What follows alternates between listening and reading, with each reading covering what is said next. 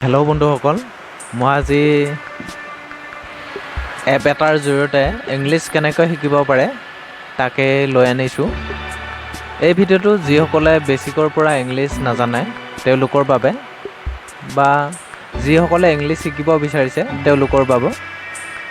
এপটোৰ জৰিয়তে আপোনালোকে সদায় নতুন নতুন ইংলিছ ৱৰ্ড ইয়াতে বিচাৰি পাব। এপটোৰ নাম হৈছে হেল্ল' ইংলিছ। এই হেল্ল' ইংলিছ এপটো আপোনালোকে প্লে' ষ্ট'ৰৰ পৰা ডাউনলোড কৰি ল'ব পাৰিব। প্লে' ষ্ট'ৰৰ পৰা ডাউনলোড হোৱাৰ পিছত ইয়াতে ৰেজিষ্টাৰ হৈ ল'ব লাগিব।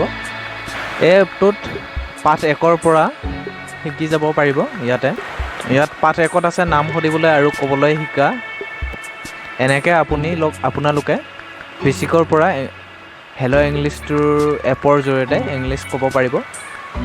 আৰু মই আৰু এটা কৈ থৈ দিওঁ, ইয়াতে আপোনালোকে প্ৰতিদিনেই সদায় ইংলিছ ইয়াতে নতুনকৈ আপোনাৰ ইমেইলত আহি যাব।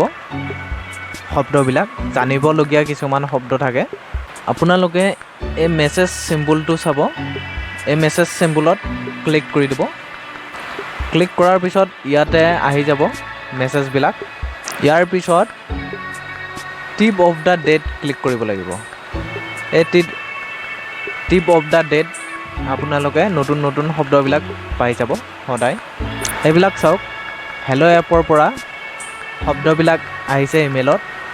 কোনটো বস্তুক কি কয় এইবিলাক চব ফুলৰ নাম আহিছে। আৰু তললৈ গ'লে আৰু দেখা পাব মোলৈ কি আহিছে। এইটো চাওক, মই এতিয়া ঘূৰি আহিম। বি ৰাইট বেক, পিছত কথা পাতিম। Talk to you later. এনেকৈ নতুন শব্দবিলাক আপোনালোকে জানিব পাৰিব। আৰু তললৈ গ'লে চাওক, ইয়াতে বিভিন্ন ধৰণৰ পোক পৰুৱাৰ নাম পাব। আপোনালোক যদি কিছুমান নামৰ বিষয়ে নাজানে।